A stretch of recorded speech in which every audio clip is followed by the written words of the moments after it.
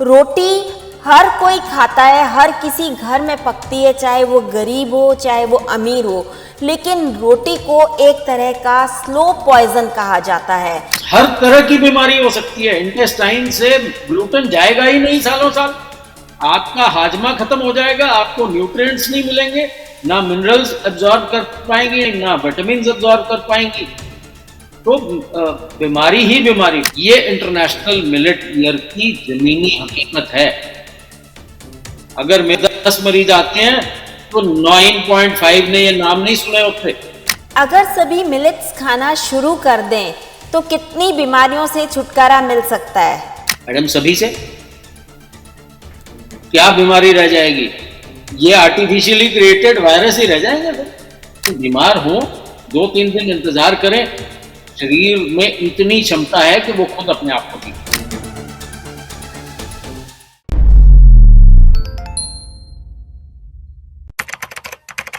नमस्कार, D5 channel Hindi देख रहे दर्शकों का मैं वंदना स्वागत करती हूँ। आज एक बार फिर हम जुड़े हैं डॉक्टर HK खरबंदा जी से, जो कि होम्योपैथिक एक्सपर्ट हैं, साथ ही मिलेट्स के बारे में भी हमें बहुत कुछ बताते हैं।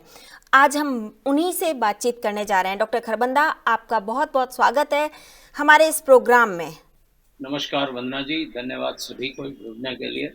डॉक्टर खरबंदा, आज हमने इस साल मिलेट ऑफ द ईयर मनाया, मगर फिर भी मिलेट्स के बारे में हम सब ने बातें बहुत कम की। साथ ही साथ रोटी हर कोई खाता है, हर किसी घर में पकती है, चाहे वो गरीब हो चाहे वो अमीर हो।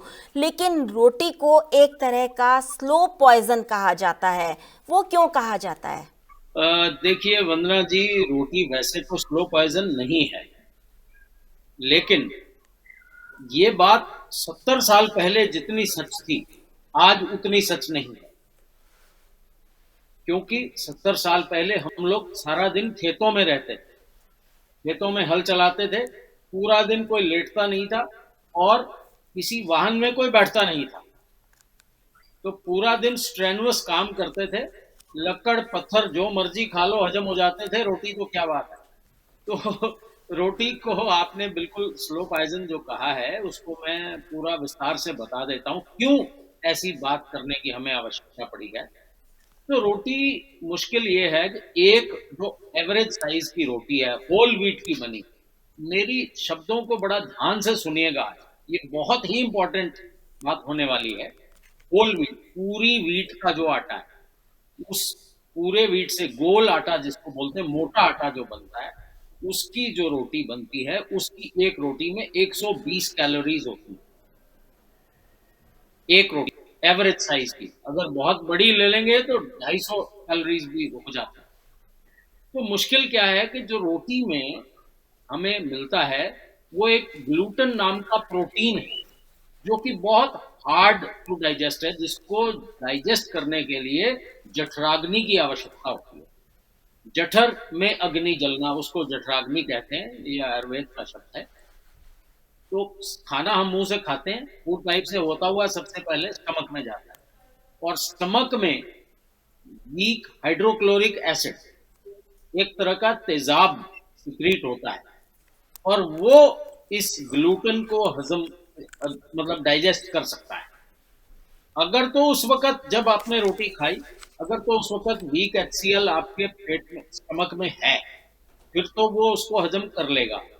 अगर वो नहीं है तो वो रोटी उसी तरह अनडाइजेस्टेड आपकी आंतों में चली जाएगी, और आंतों में जाके वहां पचने का कोई साधन नहीं है, और वो आपके आंतों की चमड़ी को, आंतों की लेयर को, और आंतों की जो रेशे हैं उन सबको परेशान कर, और ये पड़ी रहेगी। ग्लूटेन डाइजेस्ट नहीं होगा, ऐसे ही पड़ा रहेगा, पता नहीं कितनी देर पड़ा रहेगा। तो इसलिए, और गट की हेल्थ को खराब करेगा, और फिर ये विशियस साइकिल है, शुरू हो जाएगा। तो सबसे पहले तो हमें ये समझ लेना चाहिए कि आज के दिन एक नॉर्मल इंडिविजुअल, क्योंकि हम लोग सारा दिन कंप्यूटर पे बैठ के दफ्तरों में काम करने वाले हैं, फिजिकल एक्सरसाइज ऑलमोस्ट हमारी निल हो, इसीलिए हमें आवश्यक सैर की जरूरत पड़ती है। तो 1200 से 1500 कैलोरी चाहिए एक दिन में स्वस्थ रहने के लिए। अपने वजन को मेंटेन करने के लिए, आवश्यक न्यूट्रिएंट्स पाने के लिए। 150 तो 200 तो एक रोटी में आ गए। वंदना जी, कितनी भारतीय घरों में कितनी रोटियां खाई जाती हैं एक दिन में, ये बात आप जवाब दीजिए मुझे। अगर दिन भर में देखा जाए तो कम से कम बस पूरी फैमिली की देखें तो 30 से नहीं, 40 रोटी एक तो इजीली कंज्यूम हो जाती हैं एक नहीं, फैमिली में। एक individual, एक बंदे की बात कीजिए, एक अगर पर्सन। आप एक इंसान की बात करते हैं तो 6 से 8 रोटी हर इंसान खा लेता है दिन भर में। तो एवरेज 120 कैलोरीज हैं, जी। और total calorie intake per day is 1200 से 1500। इसका मतलब हुआ कि जितनी आम रोटियां हम भारतीय लोग खाते हैं, या स्पेशली नॉर्थ इंडियंस खाते हैं, पंजाबी खाते हैं, तो वो सिर्फ रोटी पूरी कैलोरीज के लिए खत्म हो गया। बाकी सब कुछ जो खाते हैं वो कहाँ जाएगा? सब फैट बन के आपके पेट में या आपके बटक्स में स्टोर होगा। कहने का मकसद ये है, इसलिए रोटी को जहर कहा जाता है। तो रोटी, देखिए, भगवान ने हमें हर तरह का सल्यूशन दिया है। आपने इंटरनेशनल मिलेट्स ईयर की बात की थी। हालांकि international year of millets idea Bharat का था। 89 कंट्रीज विश्व के ने भाग लिया, लेकिन भारत में मेरे ख्याल से तो सिर्फ दिखावा भर हुआ है। G20 के सम्मेलनों में वाहवाही लूट ली बैठ के पकवान देके, या राजभवनों में और बड़े बड़े सरकारी विधानसभाओं में फंक्शन कर लिए। और इसके अलावा मुझे तो कुछ बड़ा लंबा चौड़ा हुआ नजर नहीं आता। हाँ, डॉक्टर कादर वली को पद्मश्री मिल गया, और खेती विरासत जैसी मिशन जैसी एनजीओ जो सालों से लगी हैं, उनको काफी जगह उनको पार्टिसिपेट करने का मौका मिल गया। लेकिन जो आवश्यक तक, मेरा ख्याल वो नहीं हुआ। ना तो कोई एमएसपी नहीं डिक्लेयर हुई मिलेट्स पे, ना कोई रिसर्च सेंटर खुला नॉर्थ इंडिया में। एक हैदराबाद में, पूरे भारत में एक मिलेट रिसर्च सेंटर है अभी तक, कुछ नहीं खुला। खुलने चाहिए थे, हर हर राज्य में एक तो खुलता, आगे रिसर्च होती, किसानों को जाके सवाल के जवाब मिलते। क्या हुआ? बात तो ये कि हुआ क्या, हुआ कुछ भी नहीं। जी डॉक्टर खरबंदा, भारत की अधिकतर जनता हम कह सकते हैं कि डायबिटिक है। तो डायबिटीज़ को तो, जिनको डायबिटीज़ है उनको रोटी खाना तो वैसे भी छोड़ना ही चाहिए, फिर भी अब तक रोटी खाई जाती है। तो कितनी घातक हो सकती है डायबिटीज़ वालों के लिए रोटी खाना? वंदना जी, मैंने जो 1200 से 1500 कैलोरीज की बात की है, ये डायबिटिक के मरीजों को सोच के की। अगर एक नॉर्मल इंडिविजुअल है तो 2000 कैलोरीज तक ले सकता है, या कोई बहुत ज्यादा फिजिकल एक्टिविटी करता है। हमारे समाज में हर तरह के प्रोफेशन के लोग हैं, माली हैं, लेबर हैं, मैसन हैं, वो लोग 2 से 2500 भी ले सकते हैं, ऐसी कोई बात नहीं। बात यह है कि अगर रोटी खानी है, सबसे पहले तो वीट हटा दीजिए। गोल आटा कहीं मिलता नहीं है। और एक बात और है, आधे लोग बाहर से खाना खाते हैं, तो वहां जी। तो मैदे की रोटी बन रही है, वीट कोई नहीं इस्तेमाल करता होटलों में। और कौन सी बीमारियां हो सकती हैं डायबिटीज़ के अलावा? मैडम, हर तरह की बीमारी हो सकती है। इंटेस्टाइन से ग्लूटेन जाएगा ही नहीं सालों साल, आपका हाजमा खत्म हो जाएगा, आपको न्यूट्रिएंट्स नहीं मिलेंगे, ना मिनरल्स एब्जॉर्ब कर पाएंगे, ना विटामिन एब्जॉर्ब कर पाएंगी। तो बीमारी ही बीमारी, आपका ब्लड प्रेशर बढ़ेगा, आपको ब्रेन अटैक आ सकता है, आपको हार्ट अटैक आ सकता है, सब कुछ आ सकता है, कोरोनरी आर्टरी डिजीज आ सकती है। देखिए, हर जो भी लाइफस्टाइल रिलेटेड बीमारी है, जो नॉन कम्युनिकेबल डिजीजेस है, वो सारी आएंगी। मोटापा भी आएगा, डायबिटीज भी आएगी, हाइपरटेंशन भी आएगा, सब कुछ आएगा। तो मैं इसका हम इस पे ना बात करते करते सोल्यूशन पे आए। मेरा जी। ख्याल समस्या लोगों को समझ आ गई होगी, सबको, हमारे दर्शकों इसका को समस्या। अल्टरनेट क्या है, मतलब हम रोटी की जगह क्या खा सकते हैं? बिल्कुल बिल्कुल। तो बात यह है कि मैं अपनी रोजमर्रा की प्रैक्टिस में जब लिखता हूँ, wheat, rice, sugar and milk, ये चारों एंड दियर प्रोडक्ट्स, ये मैं स्टैंडर्डली बंद कराता हूँ। तो बंद कराते लोग कहते हैं ठीक है जी, चीनी तो मैं नहीं खाता, दूध चलो ठीक है जी, दूध भी नहीं पियेंगे, चावल भी चलो छोड़ दिए। कहते जी ये रोटी कैसे बंद करें, ये तो हमने आज तक कभी सोचा ही नहीं है कि रोटी के बिना भी खाना खा सकते हैं। तो यहाँ लोग फंस जाते हैं। तो यार ये नहीं डॉक्टर सब, ये नहीं चलेगा जी, बाकी और कुछ बता दो, ये नहीं हमसे होगा। अच्छा, फिर हम कहते हैं जी आप एक काम कीजिए, हम आप रोटी का आपको सब्स्टिट्यूट बना रहे हैं, बता रहे हैं, हमारे जो मूल अनाज है जो 70 साल पहले हम खाते थे वो दोबारा से खाना शुरू कर दिया। तो कहते जी वो क्या है? मैं बोलता हूँ जी कंगनी है, हरी कंगनी है, कुटकी है, सामक है, कोदरा है। कहते ये क्या है, हमने तो सुना ही नहीं कभी है। तब मैं बोलता हूँ जी फॉक्सटेल मिलेट है, लिटिल मिलेट है, कोडो मिलेट है और बर्नयार्ड मिलेट है। कहते ये क्या होता है? मैंने कहा जो हिंदी में बताए थे उसी के ये अंग्रेजी हैं। कहते ये भी नहीं सुने। तो ये इंटरनेशनल मिलेट ईयर की जमीनी हकीकत है। अगर मेरे 10 मरीज आते हैं तो 9.5 ने ये नाम नहीं सुने होते। तो ये है हमारा मूल अनाज, ये 5 मिलेट्स जिसके हिंदी और अंग्रेजी में मैंने नाम बताए हैं। इनकी आवश्यकता है, इनकी रोटी कैसे बनानी है मैं आपके चलते शो में अभी बता रहा हूं। जिसने कागज पेन लेना है लिख लें, या बाद में फिर वीडियो बार बार दोहरा के सुन लें। तो मैडम मिलेट्स पांचों मैंने आपको बता दिए। तो 1 मुट्ठी मिलेट 10 मुट्ठी पानी, इस रेशियो में आप रात को इसको भिगो दीजिए। भिगोने के बाद सुबह जब वो भिगोए हुए मिलेट्स आप ले लीजिए और उनको 2-3 घंटे धूप में सुखा लीजिए। 2-3 घंटे धूप में सुखाने के बाद गैस पे कढ़ाई पे हल्की सी आंच में उसको बिल्कुल सुखा लीजिए, ड्राई कर लीजिए। ड्राई करने के बाद अगर आप उन मिलेट्स को ऐसे ही बनाएंगे तो चावल बन जाएंगे, या फिर उनको मिक्सी में डालिए, बहुत मोटा पीसेंगे तो उसका दलिया बन जाएगा, थोड़ा कम मोटा पीसेंगे तो उसकी सूजी बन जाएगी, और बारीक पीसेंगे तो उसका आटा बन जाएगा। तो ये तरीका है आटा पैदा करने का। और जो मिलेट्स का आटा है उसको गूंदते वक्त हल्का सा दूध, हल्का सा सॉरी देसी घी मिला लें, 2-4 आधा चम्मच। ये इसका सोल्यूशन है, इसकी आप रोटी ले सकते हैं। 5 मिलेट्स, 2 दिन 1 मिलेट खाना है, हर 2 दिन बाद चेंज करें, 10वें दिन उसी मिलेट की बारी आए। डॉक्टर खरबंदा, यहाँ मैं आपसे ये जानना चाहूंगी कि जो आटा गूंदते हैं क्या वो गर्म पानी में गूंदना चाहिए? मैम हल्का सा गर्म ले सकते हैं, 1 चम्मच घी जरूर डालें। जी। जब हम ये आटा गूंद लेते हैं तो उससे जो रोटी बनती है वो कई बार हार्ड बनती है, तो उसके लिए और क्या कर सकते हैं हम? या तो इसको तुरंत बना के खाई जाए। तो इसका इलाज है, देखिए मैंने आपको जब बताया तो आप रोटी मत बनाइए ना, दलिए में आटे को मोटा पीस लीजिए, दलिया बना लीजिए। आटे को थोड़ा और कस सूजी बना के हलवा बना लीजिए। जी। ठीक है, ये इसे तो और इसे और किन किन चीजों के साथ में खाया जा सकता है? देखिए आवश्यकता आविष्कार की जननी है। मैंने 4 तरीके बताए अभी अभी मिलेट्स के। चावल के उसका पुलाव आप बना सकते हैं, सारी सब्जियां डाल सकते हैं उसमें। उसके लिए कुछ भी नहीं करना, मैंने बताया रात को आप सुखा लीजिए, सुबह रात को भिगो दीजिए, सुबह सुखा के और कुक कर लीजिए। कोशिश करें आप प्रेशर कुकर की बजाय ओपन में कुक करें, तो वो ज्यादा बेटर है। ठीक है, तो आप चावलों की तरह बिल्कुल खाइए, 5 मिनट बनते हैं, कोई मुश्किल नहीं। आप उसको ले जाइए साथ, वो तो कोई सुखेंगे नहीं आपके।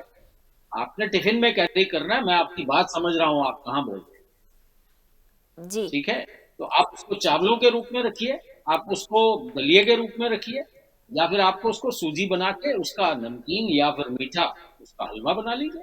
मीठे में आप डाल सकते हैं खजूर का गुड़, अगर आप डायबिटिक नहीं है तो वो डालिए।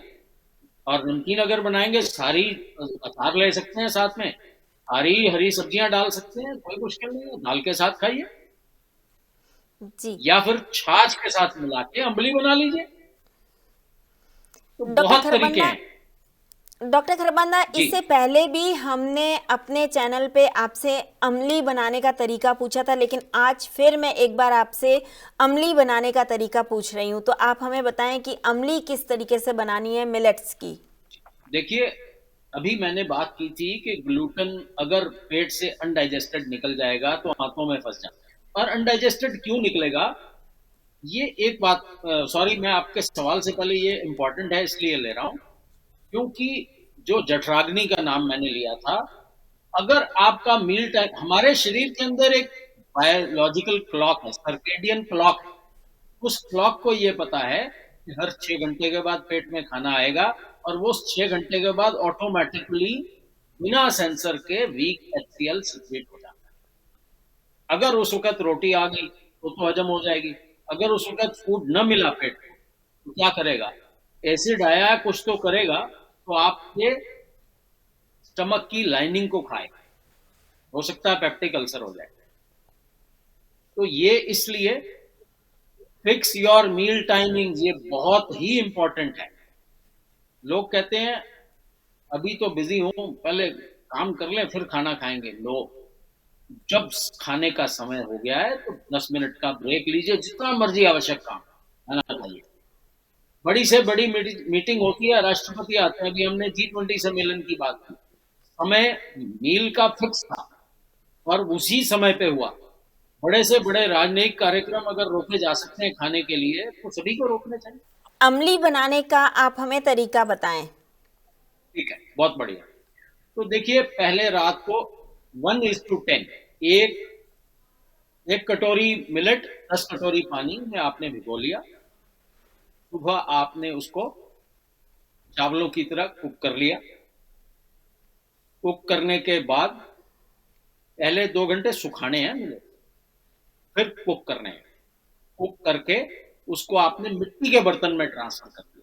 चावलों की तरह बनाने हैं, जैसे पुलाव बनाते हैं या राइस बनाते हैं, बना के आपने मिट्टी के बर्तन में डाल दिया और ऊपर खादी का कपड़ा बांधा, कॉटन क्लोथ मोटा, और उसको 8 घंटे ऐसे ही छोड़ दिया। बन गई अमली। और उसको खाना कैसे है, उसके साथ आप पतली सी दाल ले सकते हैं, सब्जियां डाल सकते हैं, अचार ले सकते हैं, या फिर छाछ मिक्स करके उसकी स्मूदी बना सकते हैं। कई लोग कहते हैं हमसे पी नहीं जाते या खाई नहीं जाती जी अम्बली, बड़ी ऐसी लगती है। तो भाई उसका मैंने तो बता दिया, आप स्मूदी बना लो, उसमें छाछ डालो, स्मूदी बनाओ, टेस्टी पियो, बड़े सारे कांच के गिलास में, ऊपर एक धनिया का पत्ता लगाओ, एंड पूरा जैसे 5 स्टार में आपको शेक मिलता है ऐसा बना के पीते। क्या मुश्किल है। जी बिल्कुल। देखिए, बार बार मैं कहता हूँ, पूछ लीजिए भाई, मेरे और डॉक्टर कादर वली की बहुत सारी वीडियोस मेरे चैनल पे भी हैं, आपके पे भी हैं। मेरा ख्याल यूट्यूब में मेरा नाम या डॉक्टर कादर का नाम लिखेंगे तो हजारों वीडियोस आ जाएंगे, भरे पड़े हैं। अब भाई करना तो आपने है, तो कर लीजिए। ये तो करना ही पड़ेगा, आज नहीं तो कल पूरे विश्व को मिलेट्स पे आना ही पड़ेगा। सोल्यूशन तो कोई है। अगर सभी मिलेट्स खाना शुरू कर दें तो कितनी बीमारियों से छुटकारा मिल सकता है? मैडम, सभी से क्या बीमारी रह जाएगी? ये आर्टिफिशियली क्रिएटेड वायरस ही रह जाएंगे फिर। जो बीमारियां मौसम बदलने से, गर्म सर्द से, या लूज गलत खाने से, देखिए 2 तरह की मेन बीमारियां, एक कम्युनिकेबल डिजीज, एक नॉन कम्युनिकेबल। कम्युनिकेबल डिजीज हमारी गलतियों से होती है। देखिए, सर्दी है, अब ये देखिए मैं यहां बैठा हूं सिर्फ शर्ट में, ठीक है, कारण क्या है, ये कान से रुई निकल गई, ठीक है, ये ठंड को बचाती है, ये टोपी पहनने के बराबर है। तो ऐसे ऐसे पैरों में जुराबें जरूर, या सिर या पैर एक ढका होना चाहिए, छाती ढंग से ढकी होनी चाहिए। तो भाई ये सारे कार्यक्रम हमने, एक बच्चों को एक एक्स्ट्रा क्लोथिंग पहनानी है, ये सारा कुछ करना है। देखिए, मौसम अगर गलत खाएंगे तो लूज मोशन लगते हैं, या गलत पानी पिएंगे। ठंड कब लगती है, अगर हम खुद अपने आप को एक्सपोज कर लेते हैं। तो ये सारी बीमारियां हमारी गलतियों से, और जो रह गई नॉन कम्युनिकेबल डिजीज, वो भी हमारी गलती से होती है। उसमें तो हमारा खाना ही गलत है, रोज का ही खाना गलत है। तो देखिए, इंसान बीमार खासकर अपनी गलतियों से होता है। कुछ कारण 5, 10, 15% प्राकृतिक आपदाएं हैं, उतने ही इंसान झेल लेता है। कोई ऐसी बात नहीं, बीमार हो 2-3 दिन इंतजार करें, शरीर में इतनी क्षमता है कि वो खुद अपने आप को ठीक करे। डॉक्टर खरबंदा, आज आपने हमें बहुत ही सहज ढंग से समझाया कि आप अपने खाने का समय निर्धारित करके कई सारी बीमारियों को दूर कर सकते हैं और अगर आपने मिलेट्स खाया तो आप बीमारियों से बिल्कुल दूर रहेंगे। आप हमसे जुड़े, आपका बहुत बहुत धन्यवाद। धन्यवाद मैम। अगले एपिसोड में आपसे फिर मुलाकात होगी, तब तक के लिए नमस्कार।